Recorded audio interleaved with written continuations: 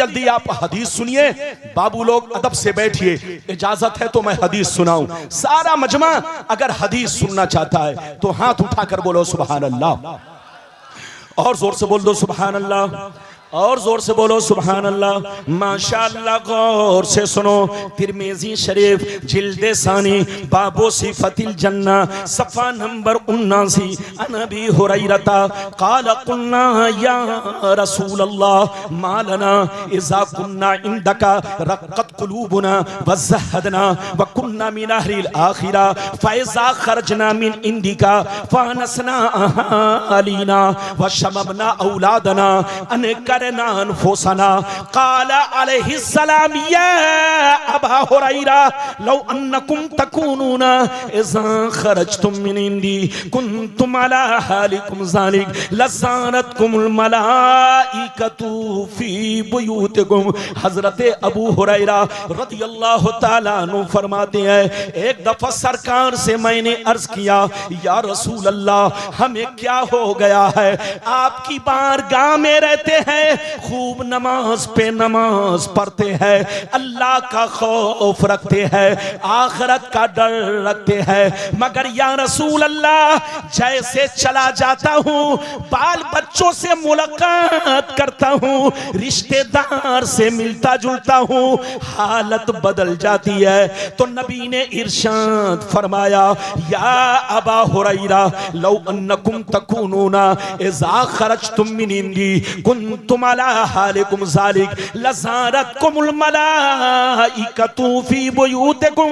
सरकार ने फरमाया, ए अबू हुरैरा जिस अंदाज से मेरी बारगाह में नमाज पढ़ते हो, रोजा रखते हो, अल्लाह का खौफ रखते हो, बुराइयों से बचा करते हो, आखिरत का डर रखते हो, कब्र से डरते हो, जिस अंदाज में मेरी बारगाह में रहते हो, उसी अंदाज में अगर घर पे रहा करो तो याद रखो तुम्हारे घर जाकर अल्लाह के फरिश्ते तुम्हारा दीदार करेंगे।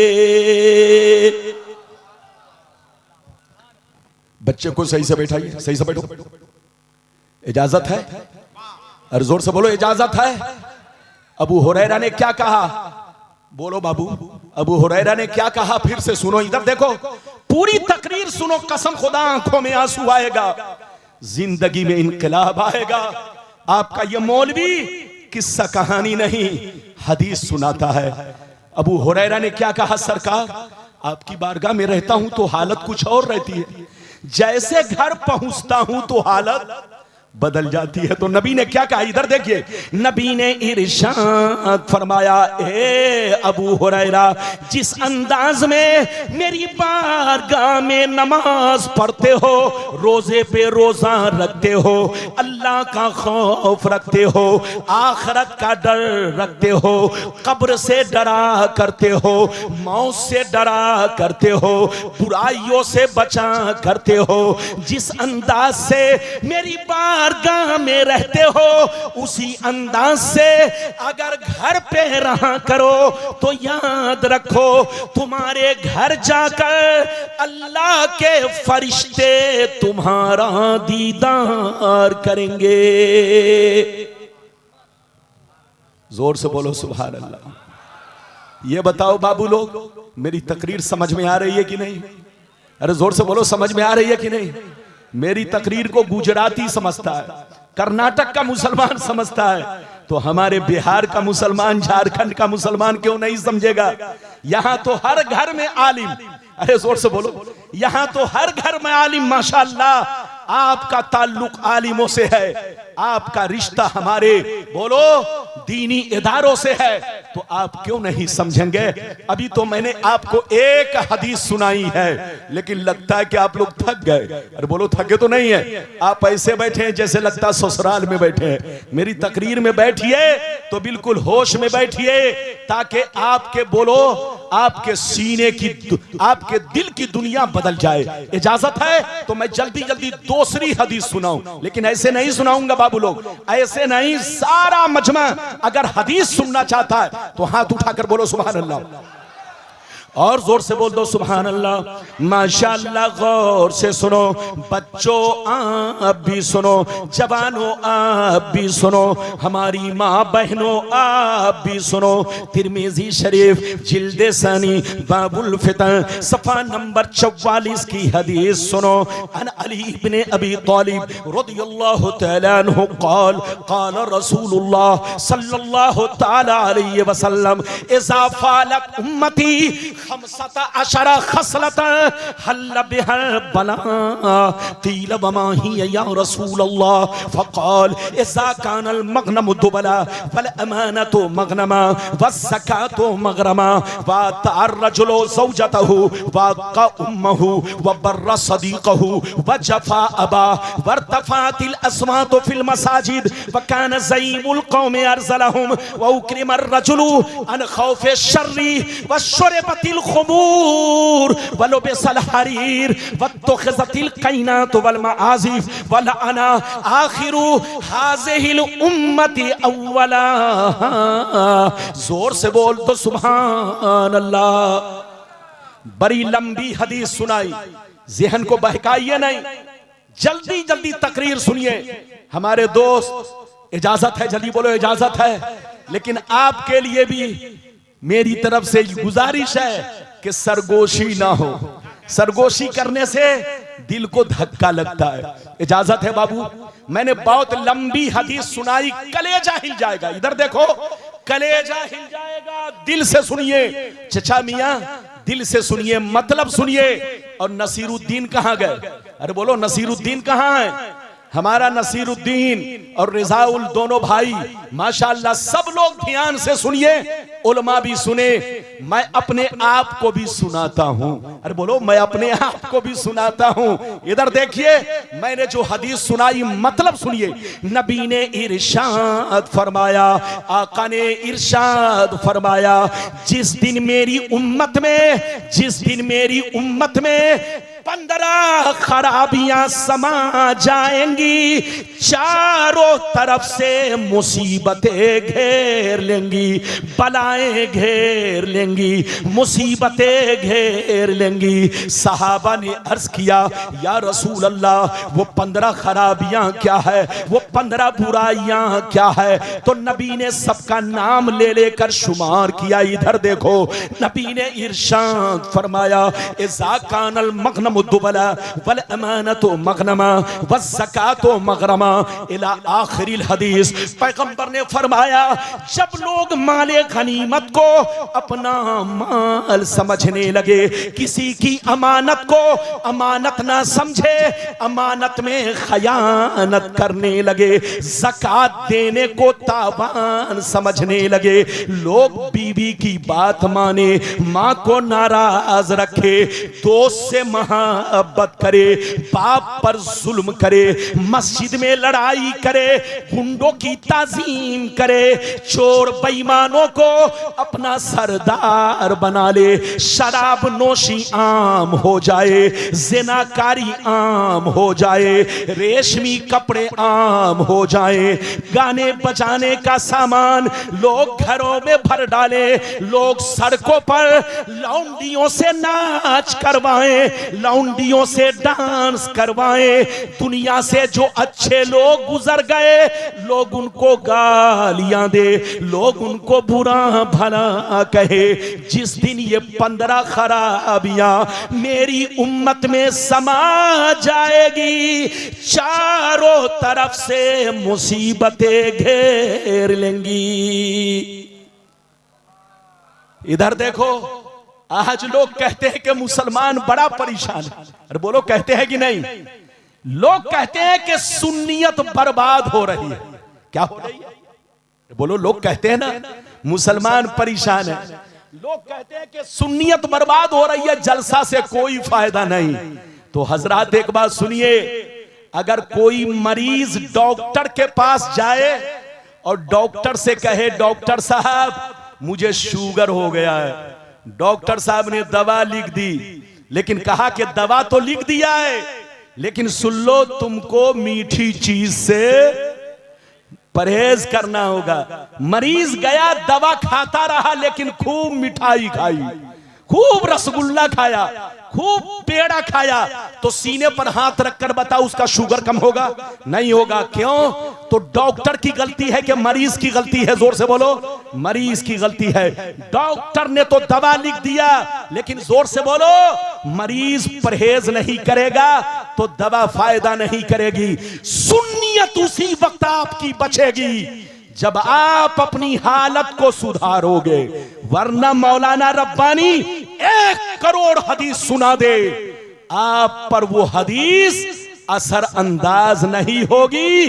पहले अपनी हालत सुधारो, स्टेज की हालत सुधारो, जलसे की हालत सुधारो। इधर देखो, तुम अपना माहौल सुधारो, तब सुन्नियत बोलो बचेगी। कौन जुमला स्टेज पर बोलना चाहिए, कौन नारा स्टेज पर लगना चाहिए और कौन नारा नहीं लगना चाहिए। जलसे में हर आदमी अंगूठा छाप नहीं है, बड़े बड़े पढ़े लिखे लोग भी आते हैं, लेकिन जैसे अनाप शनाप जुमला सुनता है, वो पढ़ा लिखा तबका उठकर चला जाता है कि ये मौलवी को क्या हो गया है, ये मौलवी क्या कर रहा है।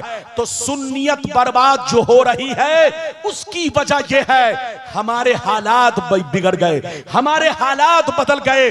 पहले हम अपनी हालतों को सुधारे। उलमा को चाहिए कि इस चीज पर मीटिंग करे कि कौन सा जुमला बोलना चाहिए, कौन सा जुमला बोलना नहीं चाहिए। नारा लगे तो किस तरह नारा लगे, सुन्नियत की शनाख्त क्या है, ये सब बातें उलमा की जिम्मेदारी है।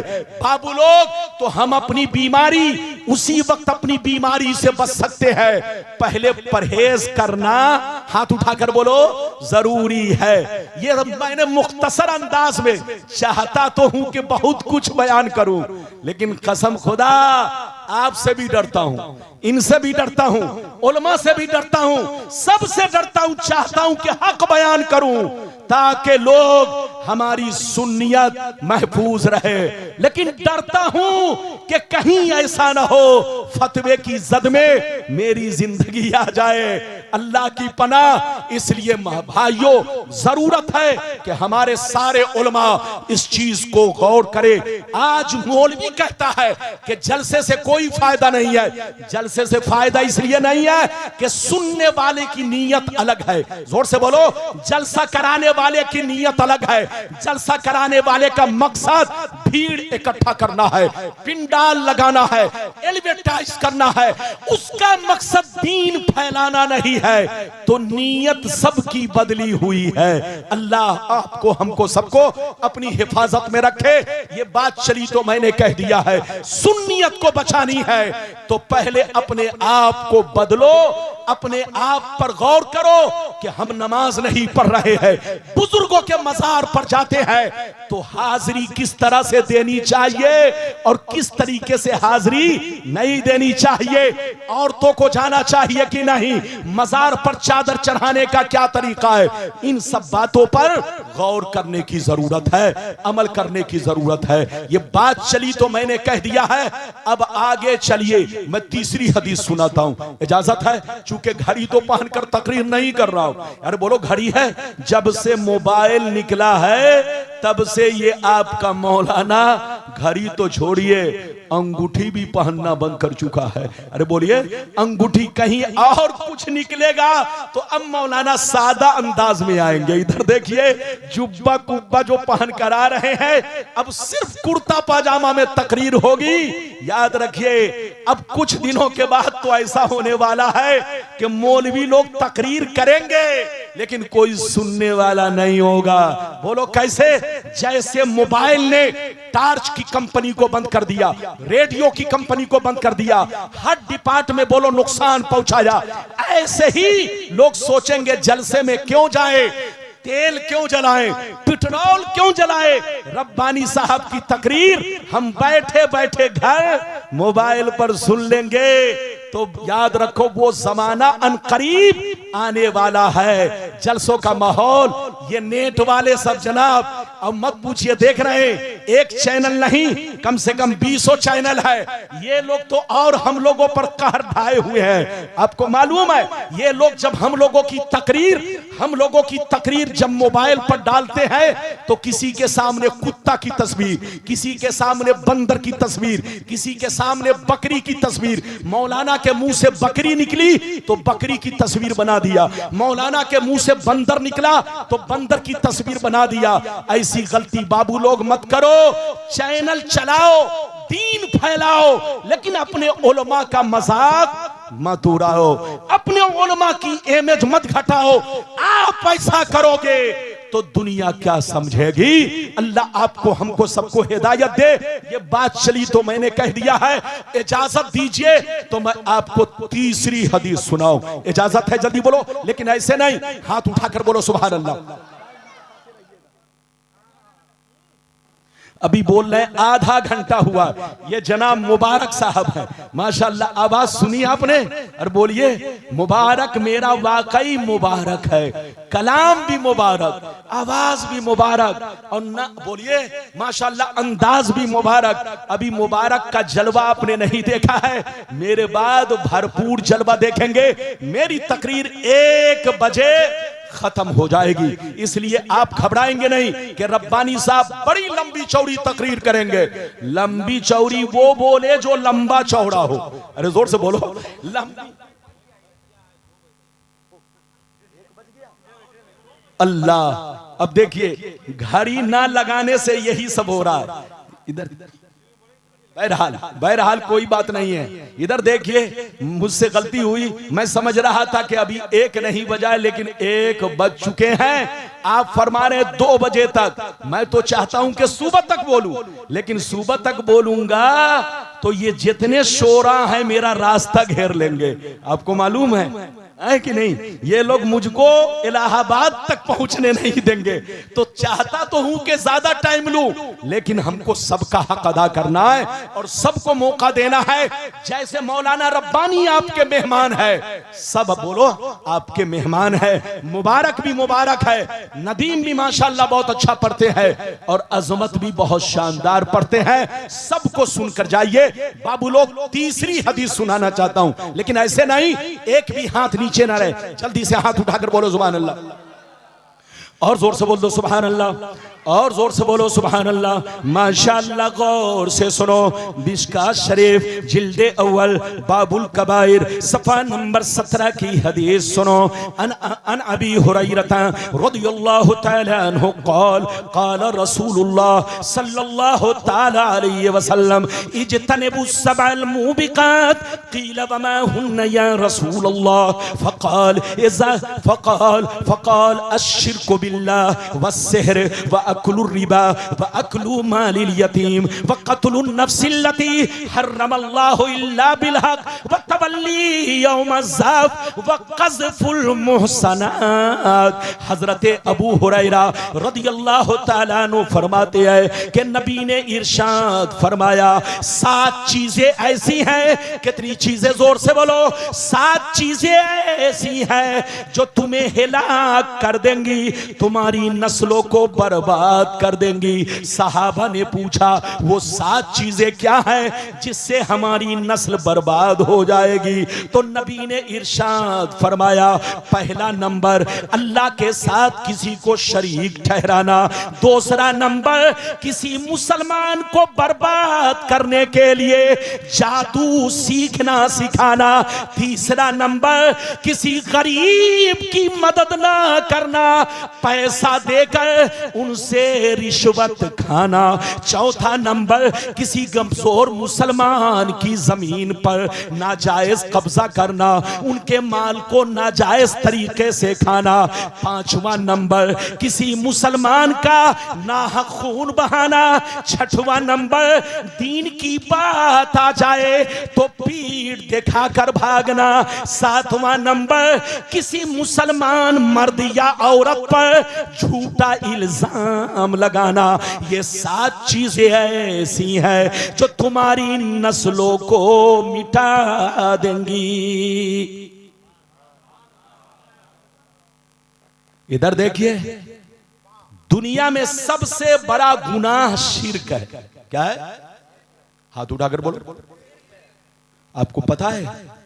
जैसे मान लीजिए ये बच्चा है ना, अरे बोलो, इस बच्चे को अल्लामा हसन रजा के मुकाबले में पेश किया जाए तो बोलो इनकी तौहीन है कि इज्जत बढ़ेगी? अरे बोलो। तो एक छोटे से बच्चे को एक जिम्मेदार आलिम के सामने, जिम्मेदार नकीब के सामने इनके मुकाबले में पेश करना, ये बोलो इनकी बहुत बड़ी तौहीन है। तो दुनिया में वो सबसे बड़ा मुजरिम है जो अल्लाह के मुकाबले में कीड़े मकोड़े, बोलो कुत्ता बिल्ली बंदर छछुंदर को बोलो पेश करता है। उससे बड़ा मुजरिम, उससे बड़ा गुनहगार, उससे बड़ा जहन्नमी इस दुनिया में कोई नहीं है। और दूसरे नंबर पर नबी ने क्या कहा? जादू सीखना सिखाना। किसी मुसलमान को बर्बाद करने के लिए जादू सीखना सिखाना। नबी ने फरमाया कि जो ऐसा करेगा उसकी नस्लें बर्बाद हो जाएंगी। तीसरा नंबर नबी ने फरमाया गरीब भाई की मदद करो, लेकिन उनकी मदद ना करके उनको पैसा देकर उनसे रिश्वत खाना। अगर तुम रिश्वत खाओगे तो याद रखो तुम बर्बाद हो जाओगे। चौथा नंबर किसी गरीब मुसलमान के पैसे को नाजायज तरीके से या उनकी जमीन को नाजायज तरीके से कब्जा करना, उनका माल छीन कर गुंडागर्दी से पिस्तौल दिखाकर खाना। नबी ने फरमाया अगर ऐसा तुमने किया तो ये गुंडागर्दी तुम्हारी नस्लों को बर्बाद कर देगी। चार चीजें। पांचवी चीज पैगंबर ने फरमाया किसी मुसलमान का नाहक खून बहाना। छठवां नंबर दीन की बात आ जाए तो पीठ दिखाकर भागना। सातवां नंबर किसी मुसलमान मर्द या औरत पर बगैर प्रूफ के, बगैर सबूत के, किसी आलिम मौलाना पर, किसी जोर से बोलो आम आदमी पर, चाहे मर्द हो या औरत, बगैर किसी सबूत के सिर्फ बोलो झूठी खबरों पर अमल करते हुए उन पर झूठा इल्जाम लगाना, इससे बचो वरना तुम्हारी नस्लें बर्बाद हो जाएंगी। अभी आपने 3 हदीसें सुनी, इजाजत दीजिए तो बाबू अब मैं चौथी हदीस सुनाता हूं। इजाजत है? लेकिन लगता है कि आप लोग थक गए। ये बताओ अब तक मैंने किस्सा कहानी बयान की? जोर से बोलो किस्सा कहानी बयान नहीं की ना? अभी तक मैंने हदीस, अब मैं आपको चौथी हदीस बयान करना चाहता हूं। इजाजत है तो बाबू लोग सारा मजमा हाथ उठाकर बोलो सुभान अल्लाह, और जोर से बोल दो सुभान अल्लाह, और जोर से बोलो सुभान अल्लाह। माशाअल्लाह गौर से सुनो। तिरमिज़ी शरीफ जिल्दे सानी बाबु ज़ुहद सफ़ा नंबर 56 की हदीस सुनो। अनिल मुस्तौरिद इब्ने शद्दाद क़ाल कुन्तु मअर रकबिल लज़ीना वक़फ़ू मअ रसूलिल्लाह सल्लल्लाहु अलैहि वसल्लम अला सख़लतिल मैता फ़क़ाल अलैहिस्सलाम अतरौना हाज़िही हानत अला अहलिहा हीना अलक़ौहा क़ालू मिन हवानिहा अलक़ौहा या रसूल अल्लाह फ़क़ाल अद्दुनिया अहवनु अलल्लाह मिन हाज़िही अला आलिया। हज़रत मुस्तौरिद बिन शद्दाद कहते हैं एक दफा हम लोग सफर कर रहे थे। क्या कर रहे थे? जोर से बोलो। हम लोग सफर कर रहे थे। नबी आगे आगे चल रहे थे, हम लोग पीछे पीछे चल रहे थे। एक मकाम पर पहुंचे जहां पर कूड़ा खाना था। एक बकरी का मरा हुआ बच्चा पड़ा था। उस कूड़े खाने पर एक बकरी का मरा हुआ बच्चा पड़ा था। नबी देखने लगे। जब नबी देखने लगे तो सहाबा भी देखने लगे। जब सब लोग देखने लगे तो नबी ने फरमाया ओ सहाबा, ये बकरी का बच्चा जब तक जिंदा था मालिक मोहब्बत कर रहा था, मालिक घर में बसा कर रखे हुआ था, लेकिन जैसे मर गया है रिश्ते जिंदगी जिंदगी टूट गया है, हकीर समझकर, घटिया समझकर, जलील समझकर घर से निकाल कर कूड़े खाने पर फेंक दिया है। सहाबा ने कहा हाँ या रसूल अल्लाह, जब तक बकरी का बच्चा जिंदा था मालिक इसे तलाश किया करता था, मालिक बेचैन रहा करता था बकरी का बच्चा कहाँ है, लेकिन आज मर गया है तो हकीर समझकर, घटिया समझकर कूड़े खाने पे डाल दिया है। ओ सहाबा, ये दुनिया भी इसी तरह है, इस दुनिया को पहचानो, अल्लाह से मोहब्बत करो, अल्लाह का खौफ रखो, आखिरत का डर रखो। ये मियां बीवी की मोहब्बत फानी है, ये बच्चों की मोहब्बत फानी है।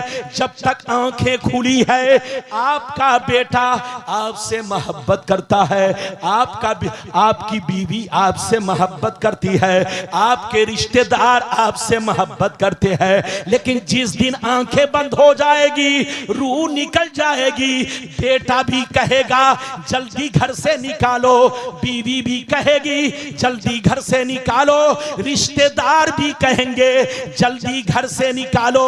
तो ऐ हमारे बच्चों, इस दुनिया को पहचानो, मरना सबको है, कब्रिस्तान सामने मौजूद है। जरा जाओ गौर करो, इसी कब्रिस्तान में तुम्हारे दादा लेटे हुए हैं, तुम्हारी माँ आराम कर रही है, तुम्हारे गांव के बड़े बड़े लोग इसी कब्रिस्तान में आराम कर रहे हैं।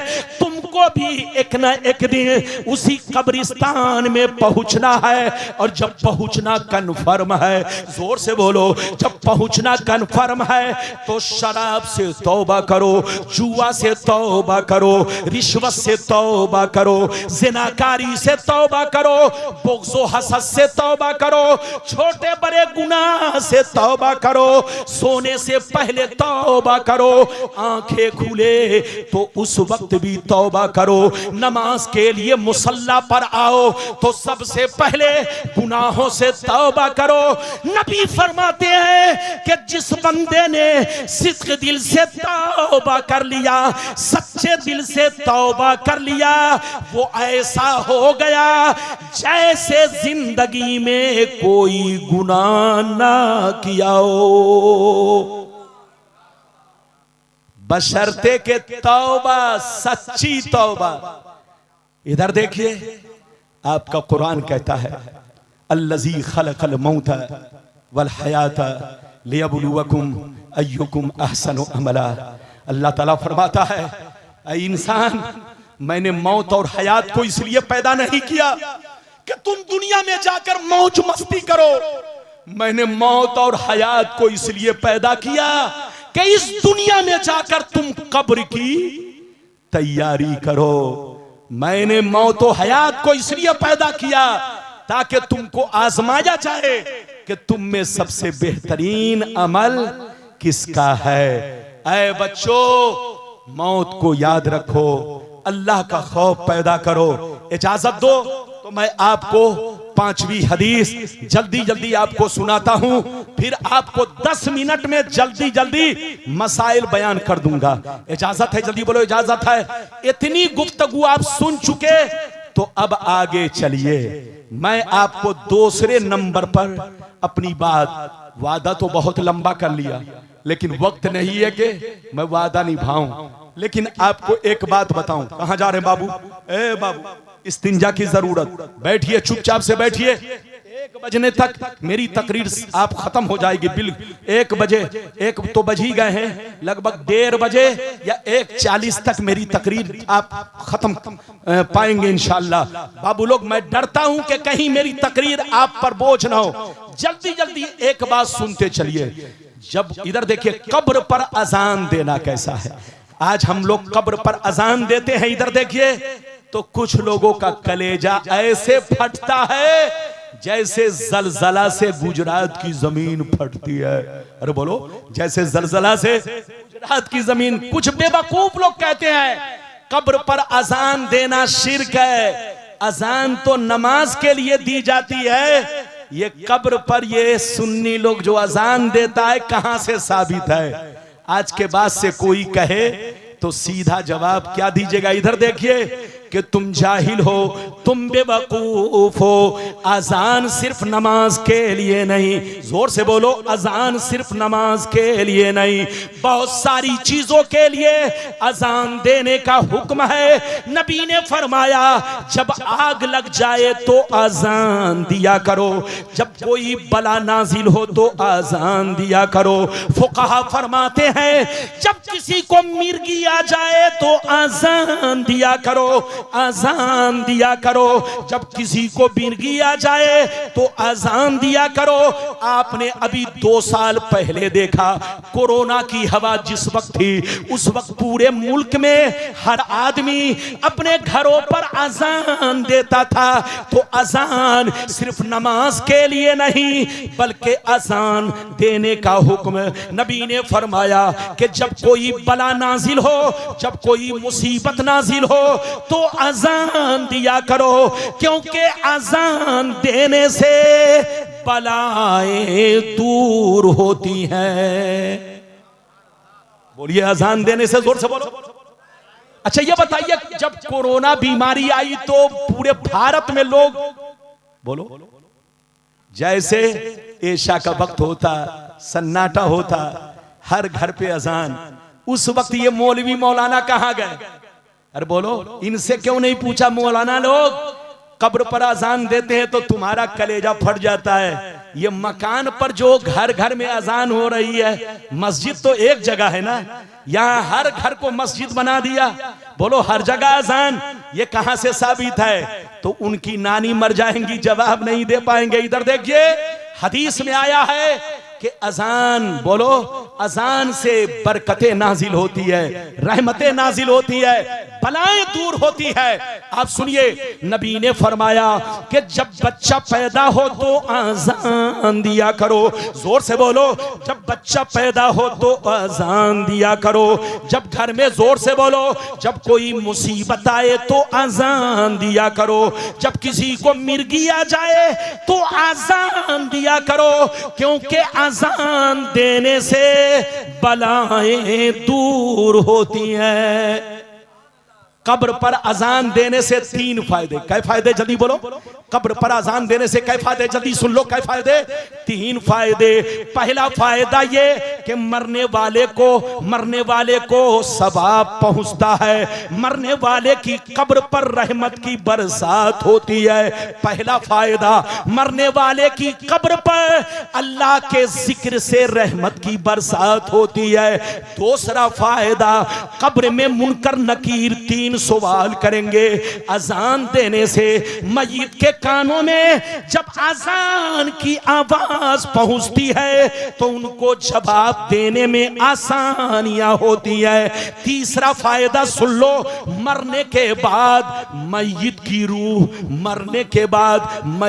रूह कुछ देर फरिश्ते अपने हाथ में रखते हैं। मरने के बाद मय्यत की रूह कुछ देर फरिश्ते अपने हाथ में रखते हैं। जब कोई गुस्ल देता है तो मय्यत फरिश्ते उसको दिखाते हैं, देख तुम्हें कौन नहला रहा है। जब उस पर कोई रोता है, कोई गम करता है, कोई मातम करता है तो फरिश्ते उसको दिखाते हैं, देख ये तुम्हारे लिए रो रहा है।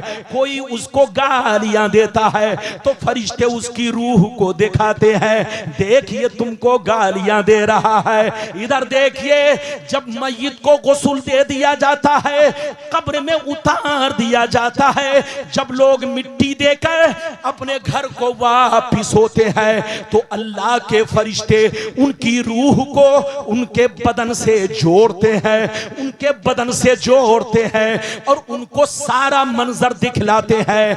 ऐ मरने वाला, देख तुम्हारा बेटा तुमको छोड़कर जा रहा है, तुम्हारा भतीजा तुमको छोड़कर जा रहा है, तुम्हारा भाई तुमको छोड़कर जा रहा है, तुम्हारे रिश्तेदार तुमको छोड़कर जा रहे हैं। मरने वाला घबराता है, बेचैन होता है, इतने में अजान की आवाज सुनता है, अल्लाह का नाम सुनता है, दिल को सुकून मिलता है। वो हाथ का इशारा करके जाने वाले से कहते हैं, ऐ जाने वाले जाओ जाओ, कोई गम नहीं है, मेरे साथ मेरा परवरदिगार है। इधर देखिए, मरने वाले की कब्र पर कोई भी नेक काम करने से उनको सवाब ही सवाब पहुंचता है। अजान से बेहतर कलिमात और क्या होंगे? बोलो, अजान से बेहतर कलिमात और क्या होंगे?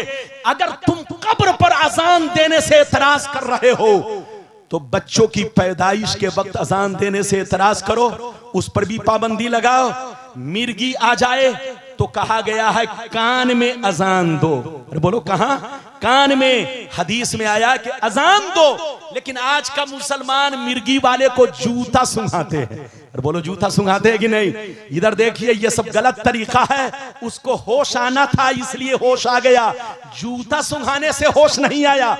उतने देर में उसको होश आना ही था। नबी फरमाते हैं कि जब किसी को मिर्गी आ जाए तो उसके कान के पास अपना मुंह करीब करो और अजान के कलिमात कहो, सुनते ही उसको होश आ जाएगा। ये सब बातें हैं, बयान करूं तो घंटों लग जाएगा। अब मसला मैं बयान कर दूं 10 मिनट में, क्योंकि अगर सब बातें बयान करूंगा तो हो सकता है कहीं 2 बज जाए और बोलिए मेरा घेराव हो जाए। और बोलिए इजाजत है? साहब हंस रहे, ये नदीम मेरा बहुत मुस्कुरा रहा है। सबसे पहले मेरा रास्ता यही घेरेगा, यही घेरेगा। अजमत तो माफ कर देगा, लेकिन सबसे पहले नदीम रास्ता घेरेगा। बात तो बहुत है, लेकिन मैं माफी के साथ कहता हूं कि जो बातें रह गई, इधर देखिए, माफ कीजिएगा, लेकिन कुछ मसाइल मैं जल्दी जल्दी 5 मिनट में बयान करूं, इजाजत है? लेकिन ऐसे नहीं, हाथ उठाओ। ये चच्चा मियाँ ऐसे बैठे हुए हैं जैसे लगता है समधियाने में बैठे हैं। सही से बैठिए, मेरी नजर सबको देख रही है। इजाजत है? जल्दी बोलो, इजाजत है? इजाजत है तो अब मसला सुनिए। इधर देखिए, मसला सुनिए। मरने के बाद तीजा करना, 40वां करना, 10वीं करना, बोलो 20वीं करना, सब जायज है। अरे बोलो, क्या है? मैयत के लिए, इधर देखिए, मैयत के लिए अगर कोई 10वीं का दिन मुतय्यन करता है, तीजा का दिन मुतय्यन करता है, 40वां का दिन मुतय्यन करता है, तो भी जायज है। और मुतय्यन ना करे, हर दिन फातिहा करे, हर दिन कुरान पढ़े, तो भी जोर से बोलो जायज है, अच्छा काम है। लेकिन सुन्नी लोग 40वां इसलिए करता है कि इस 40वां को आदमी की पैदाइश से बहुत गहरा ताल्लुक है। आपको पता है? इसको बैठाइए, जल्दी बैठाइए, 2 मिनट के लिए। वो जा रहा है छोकरा, तो जाने दीजिए, इजाजत है? इधर देखो, जब आदमी पैदा होता है तो आपको मालूम है कैसे पैदा होता है? इधर देखिए, मां के पेट में जब पानी पहुंचता है तो वो पानी 40 दिन में खून बनता है। क्या बनता है? उसको खून बनने में कितना दिन लग जाता है? जब मां के पेट में, बोलो, पानी पहुंचता है तो उसको खून बनने में कितना दिन लगता है? 40 दिन। फिर 40 दिन के बाद गोश्त का लोथरा बनता है। क्या बनता है? गोश्त का लोथरा। फिर उसके बाद उसमें, बोलो, हड्डियां बनती हैं। जानते हैं आपको? बोलो, 4 महीने में रूह डाली जाती है। बोलिए, 4 महीने में। जिस दिन, बोलो, हड्डियां बन गई, गोश्त बन गया, सब 40-40 दिन में बनता है। इधर देखिए, 4 महीना जैसे पूरे होते हैं तो मां के पेट में उसको रूह डाल दी जाती है। तो जब आदमी मां के पेट में बना था तो 40-40 दिन में बना था। अरे बोलो, हर चीज उसका, बोलो, पार्ट पार्ट, बोलो, अल्लाह ताला ने उसको 40-40 दिन की मुद्दत रखी। तो इस 40 दिन को मौत से भी गहरा ताल्लुक है। मय्यत खुश होता है ताकि मौत और दुनिया में आने का रिश्ता दोनों मजबूत हो जाए। तो 40वां करना भी जायज है, कर सकते हैं। अब जल्दी सुनिए, तीजा का खाना, 40वां का खाना, जो गांव में लोग कार्ड बांटते हैं, दावत देते हैं, गांव वालों को, रिश्तेदारों को बुलाते हैं। मसला सुनिए, खाना तो नाजायज नहीं है। जोर से बोलो, खाना तो नाजायज नहीं है। आपने खा लिया, हमने खा लिया, इन्होंने खा लिया, तो खाना नाजायज नहीं है, खाना पाक है। हाथ उठाकर बोलो खाना। लेकिन जो मुसलमानों ने ये तरीका अपनाया है, तीजा में दावत देना, 40वां में दावत देना, रिश्तेदारों को, गांव वालों को, ये तरीका बिदअते कबीहा सय्या है, नाजायज है। ये तरीका गुनाह का काम है। आपको मालूम है तीजा का खाना गरीबों का हक है, तीजा का खाना मिस्कीनों का हक है, 40वां का खाना गरीब फकीरों का हक है। अगर आप मालदारों को खिलाते हो तो एक रत्ती भी मरने वाले को सवाब नहीं पहुंचेगा। हाँ, रिश्तेदार खाकर पेट भर के चला जाएगा। तो इधर देखिए तीजा का खाना, जोर से बोलो, 40वां का खाना, 10वीं का खाना बिज़ात नाजायज नहीं है, खाना पाक है। अरे जोर से बोलो, खाना पाक है। लेकिन जो तरीका आपने अपनाया है दावत देना, इधर देखिए, अद्दावतो लिस्सुरूर ला लिश